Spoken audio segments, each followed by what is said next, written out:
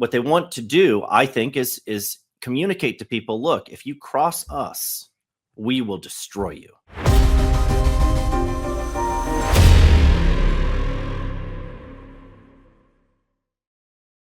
You know, you brought up Candace, so maybe this is a good time to pivot here a little bit. You also mentioned, you know, things hitting close to home.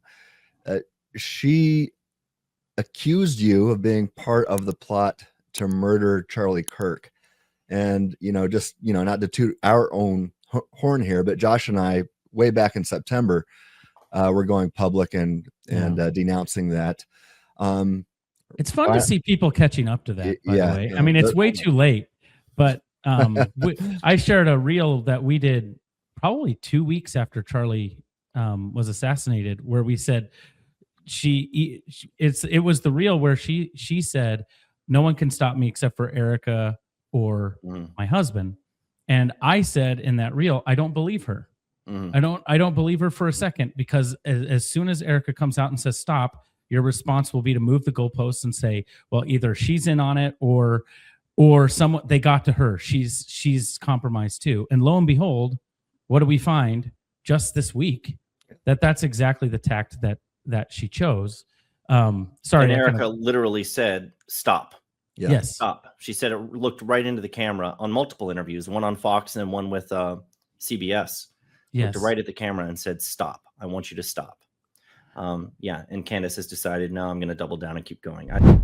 No one, and I mean absolutely no one, outside of my husband and Erica Kirk has the power to shut me up right now. That's it. There's nobody that has the capacity to get me to shut up about this except for Erica Kirk. And I will say this, like, I am on this journey to figure out what happened on that day. I'm not going to stop unless Erica Kirk asks me to stop. I said early on, if Erica Kirk asks me to be quiet, I will be quiet. But when you go after my family, my Turning Point USA family, my Charlie Kirk Show family, when you go after the people that I love, and you're making hundreds and thousands of dollars every single episode, but this is not okay.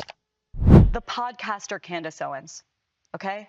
At one time, a friend of Charlie's, at one time, an employee of Turning Point. She has been one of the main peddlers of these conspiracies, and she is making a huge amount of money on it. She is building her business off of these lies. What do you want to say to her and the other people that are putting these lies out into the world right now? Stop. That's it. That's all I have to say. Stop. I can only honor that if Erica is more explicit in terms of what I have lied about.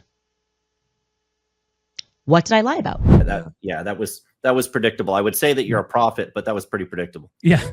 I'm not, we're not trying to toot our own horn, except for to say, what do you think is behind the there just seems to be a hesitancy. We're not well known at all, so I suppose the risk was negligible for us, but we have experienced our own pushback from people in that and many other things. We have resolved to just say the truth, and the chips will fall where they may. We've lost money, we've lost support, and we're a small ministry. But what do you think is behind? It just seems like there are prominent people who are brave to say things about other people that are afraid to call people like Candace Owens out, people like Ian Carroll out. I'm thinking particularly of people like Michael Knowles, Matt Walsh, and some others that just, they will intimate it, but they won't say it. What is behind that? Why is there a fear on the right to not police our own, but to actually say the truth in those circumstances, when we can do a whole movie about what is a woman in other circumstances? I don't think there's anything wrong with using the word police. You backed off that kind of quickly, but I think that, there's gatekeeping is one of those dirty words today. Yeah. Like dispensationalism. You're not allowed to say it. It's so dirty. But I think it's a good thing. I think it's, what sense does it make? How can you even call yourself a movement? For example, if we're talking about the conservative movement, what does it even mean to have a movement if anyone, regardless of their views or values or policy positions, can infiltrate that movement and receive no pushback of any kind. You know, there's certain movements are formed around ideas. And so there's certain ideas that should lie outside the boundaries of that movement. And if someone tries to say they're in the movement, someone has to say, no, those aren't part of our movement. Well, who gets to say that? You know, well, all of us should be willing to have the debate about what constitutes a movement that we claim to be a part of. And we should feel perfectly free, and not just free to, but we should be motivated to gatekeep in that way and push back, because the last thing that you want is for your movement to be infected by bad ideas. That leads to the destruction of the movement, not its flourishing and success. So I really strongly oppose this idea of unity just for the sake of unity. We need to have unity. We can't have this infighting. You know, we all need to band together because the enemy is the left and we need to defeat the left. And I certainly agree that the secular progressive left has to be confronted and they have to lose in the culture. I don't want them to continue to control the institutions in the way that they do, to force their ideology down our throats, to try to eradicate religious freedom and trample on our rights. Like, I hate all of that. I think all of that should be opposed. The indoctrination of children and all of those things, abortion. You can go down a very long list of all these things that need to be opposed, but it's a mistake. It's a very grave mistake to act like bad ideas can only be located in one place and that you should have all of your attention there. If I turn my back to threats that are behind me now and I'm only focusing on what's over here, someone's going to get me from behind. And one of the illustrations I used in a speech recently about this point was how I went to this diagnostic imaging place to have a body scan done, just to, you know, see if there's anything that stands out on this scan. I'm getting older now, you know, I want to make sure I'm being proactive in my health. And so I went and did this body scan, and I was very relieved to learn that they scanned my entire body and not just the left side. They looked for cancer everywhere. And I think it's a great way of illustrating the point that we have to be willing to look for cancer wherever it lives, whether it's on the left or the right side of the body. And I think there are cancerous ideas that are flourishing right now on the right as well as the left. And it doesn't mean that we can't. Why can't we do why can't we walk and chew gum at the same time? Why can't we oppose the stuff that's coming from the left while also opposing, you know, white supremacy and just deep animosity towards Jewish people and minorities and some of the stuff that's rearing its ugly head over there needs to be addressed, and needs to be addressed very firmly and loudly. Hey, if you've liked the content so far, boy, have we got a deal for you. We are only funded by viewers like you, not like PBS, who gets all the money from the state and stuff like that. Only funded by people who believe in the mission of FreeThinking Ministries. So please join us. You can join us at freethinkingministries.com/donate. That's freethinkingministries.com/donate. We exist so that we can help people apply logic and sound theology to all aspects of life. And we're doing that here on this very podcast. So please do that. And don't forget to like, share, and subscribe. Hit that notification bell. Never miss an episode. Now, back to our conversation. And people are unwilling to do that for a number of reasons. To finally get back to answering your question more directly, you know, why are some people hesitant to do that? They have all kinds of excuses. One of them is loyalty to friends. You know, some of these, if someone is a friend of mine, you know, I guess I'm supposed to just never confront them or address anything that they do. It doesn't matter how bad it is. You know, they're a friend of mine. I don't think you have an obligation to your friends to overlook when they're promoting evil. Right.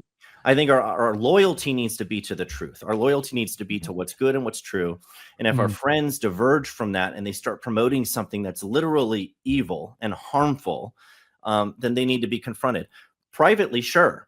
But if they're promoting it publicly as well, and they have a large platform, and you have a large platform, then I think, yes, you have a moral duty to confront that publicly too, because that's where the damage is being done in the public sphere. You accomplish nothing for the culture by dealing with that behind closed doors when it's spreading and infecting people's minds out in society itself. You have to be willing to be a voice out there on the front lines of that fight. So I think that's kind of a cop-out response. I do honestly think that a lot of this is driven by cowardice, simply because, and I don't like using that word to describe some of these people, because I think some of the people that we're talking about right now have exhibited a lot of boldness and courage in the Right. past. I have tremendous respect for them for the courage. Like you mentioned, Matt Walsh. Yeah. Matt Walsh has been under threat. Oh yeah. His family, his own life, his family has been threatened for years. The left hates him, and there have been attempts on his life. There's people who are literally threatening him and his family all of the time. He has exorbitant security costs to keep him and his family safe. So, I obviously sympathize with that, and I admire him for his courage. I think it is a problem, though. Courage has to be, you can't be selective about when you decide you're going to be courageous. I think in the virtue and courage is being courageous whenever it's needed. Yeah. Not just when it comes at a cost, but especially when it comes at a cost. And sometimes that cost is losing friendships. And I do think that as Christians, we have a moral duty to be willing to lose friendships when people are trying to hold us hostage and require our silence. So we were talking about Candace Owens a minute ago. Candace Owens, when she first started attacking me publicly, she said on her show that I should have given her silence. I owed her silence because I was a friend of hers, and she expected and required my silence. And the fact that I spoke up and disagreed with her on something meant that I had betrayed her, that I was a traitor, that I was the Judas at the table, that I stabbed her in the back, that I kicked her when she was down. She said all of those things. And I think that if somebody's promoting bad ideas and they're requiring your silence, then they're not your friend. They're holding you hostage.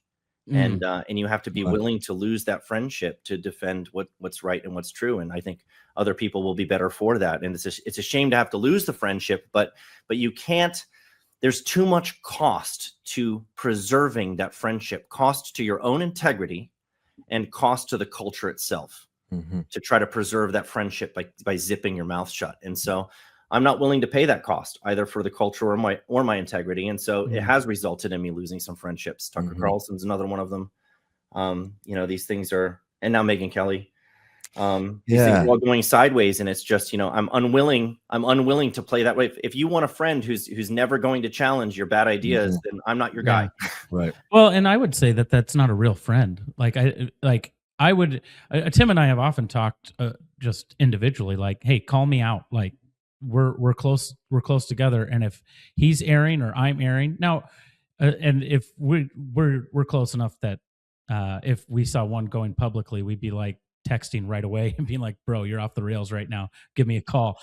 But could it also be that there's just this, like you bring up Matt Walsh, and I have a lot of sympathy for him because of all the things you said, and probably Megyn Kelly to a certain extent too, but not as much. It seems there could be a blind spot of these are the people that were with me when I was in trouble. And so now I have this blind spot towards them, because if I lose them, then I'm losing somebody who stood by me when I needed them, or I have very few relationships. And if I lose this, just feels like maybe it's, I guess I'm trying to say maybe it's not cowardice as much as a blind spot. What would you think? I'm going to disagree with that because, okay. So we're not agreeing. Well, now you're not my friend. Yeah. Well, here's where I disagree. I disagree because the primary person that we're talking about who's not been stood up to is Candace, right? Yes. Right. And Candace is vicious. Candace is dishonest. Candace will, she will say things that she knows to be false about you that will inflict maximal damage on you and your reputation. And she will do that from the largest platforms in the world. She'll go on Tucker's show and say it. And then she'll go on another show and say it. And then she'll go on her own show. And there's millions of people. She can turn millions of people against you overnight. Yes. And she has a cult-like following. It's not cult-like. It is a cult. Absolutely.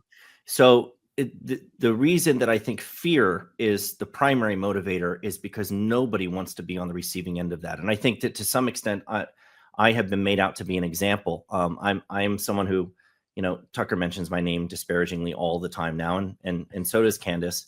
And what they want to do, I think, is communicate to people, look, if you cross us, we will destroy you. Hey, don't click out yet. Seriously, if you like this little snippet, you're going to love the full episode. It's linked right there in the description. Go watch it when you're done here, or tap on one of these video recommendations for more stuff like this. If you're enjoying the content, A like and subscribe would mean the world, and it doesn't cost you anything. It helps us out a ton. Drop a comment too. Tell us what you thought.